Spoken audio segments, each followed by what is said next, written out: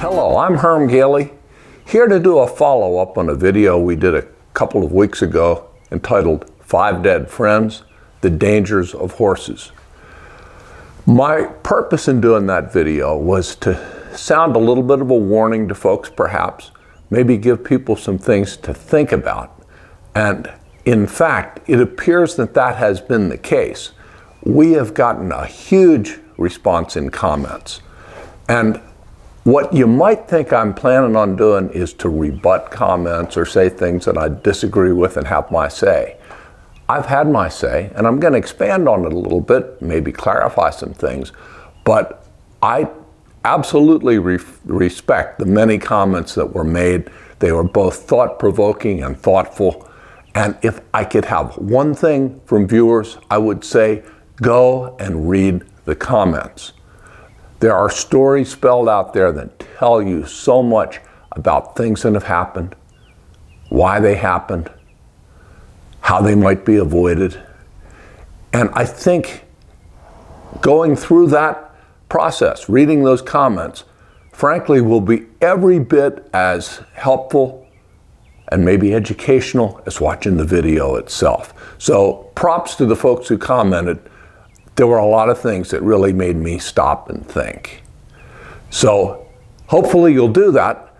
Now I do want to clarify a couple of things, maybe expand on a couple things. First, there was one question that I wanted to respond to. It was really a thoughtful, thought-provoking question, and that is, how can I be comfortable and confident around horses, knowing what I know? And how can I let my family be around horses and still be comfortable and confident that they're safe?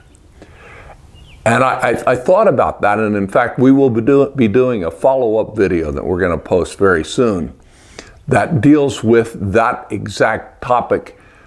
My theme in that video that we're going to put up basically is that confidence and comfort come from care, from being careful, from trying to avoid the things that might happen if you didn't use appropriate caution.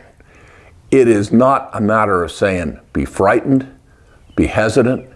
No, be sure, but think it through. Take your time. Think about consequences, and you can avoid negative consequences. So that would be my response to that very good question. Do dangerous things in a careful way.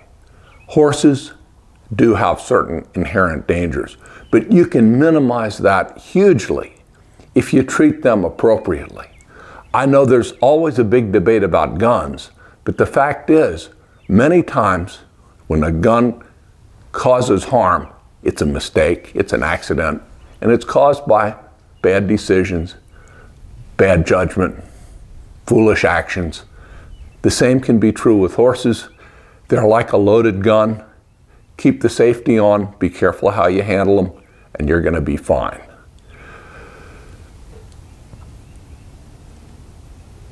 So that's my thought on the comfort and confidence angle. Now, another thing that was a frequent comment, and I understand how this impression may have come across this way, is that I should not have made a video to make people afraid of horses. That was absolutely not my intention, but for those folks who felt that way, watching the video back, I certainly understand how that impression is appropriate. Some of the things related are frightening.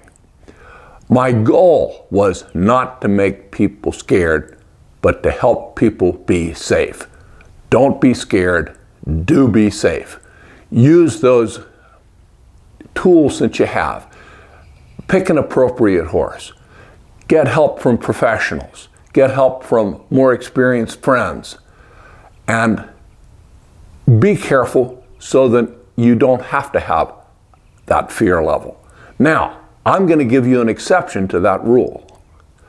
If you have a horse that is dangerous, threatening, unpredictable, it is not unreasonable to be afraid of that horse. Bottom line, evidence-based fear is not irrational. Indeed, it has a very real survival value. So I would say, across the board, the most common cause of horse injuries, accidents, fear, frustration is an inexperienced rider and an inappropriate horse. If you have a horse that makes you uneasy, analyze that and say, is this coming from within? Is it an irrational fear? Or has this horse done things in an explosive way or an unpredictable way? Typically not a malicious way, but often in a way that could cause you harm. And if that's the case, maybe it's the wrong horse for you. People marry the wrong spouses and they get divorces. There are times when people need to divorce their horses. And both may move on to other unions that go better. But get a horse that's appropriate to your skill and confidence level. And what you'll find is that horse will teach you and build your confidence instead of destroying it. Now, the other thing that was said many times, and I get the sentiment, was, well, accidents happen, and if it's your time, it's your time. God has a plan for all of us, and that includes the time when we're going to be called. Well, without questioning anybody's religious beliefs or their personal philosophies, let me just say that while that may be true, there is no need for us to be foolish and hasten that time. Yes, our time will come at some point, but we don't need to volunteer. Accept fate when the time comes, but put it off as long as you can. Live to ride another day. Be careful. Enjoy yourself. But don't simply say, I'm not going to worry because what's going to happen will happen. You can do a lot to make sure that untoward circumstances don't lead to catastrophic results. The fourth thing I wanted to talk about is freak accidents. And that includes comments that, of the 5 scenarios I played out, all of them may well have been freak accidents. I have promised not to be judgmental, but I will go this far with regard to the events that I discussed in the original video. And that is to say, in at least 3 of those 5 cases, human error and bad judgment was a major factor. And that is often the case. So many times, what we think of as a freak accident is really the unanticipated consequence of inappropriate and unsafe action.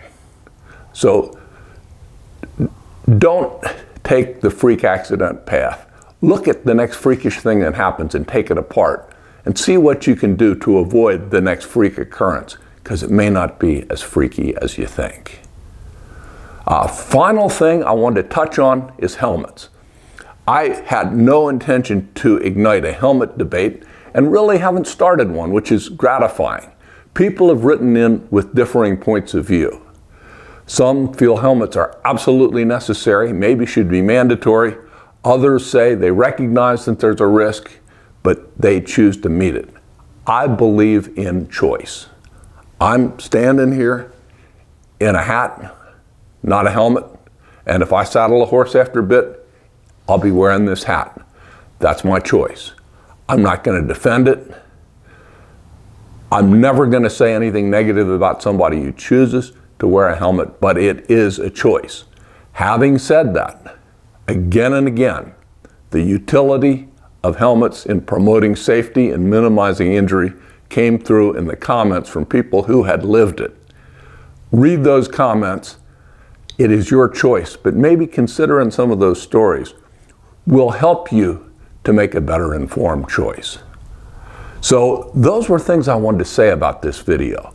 There are many more coming, I promise, that videos down the line won't all be on such sobering topics, but I'm really glad I did this video. It was hard for me to do. We'll put up a link, so if you did not see that video initially, it's easy for you to get at it, look at it. My goal was not to generate views or generate controversy or promote anything. If I can save one person from fear, frustration, injury, or worse, that's payment in full. So, on that note, take a look at that video. Keep an eye out for the next one. Be safe, have fun, saddle up.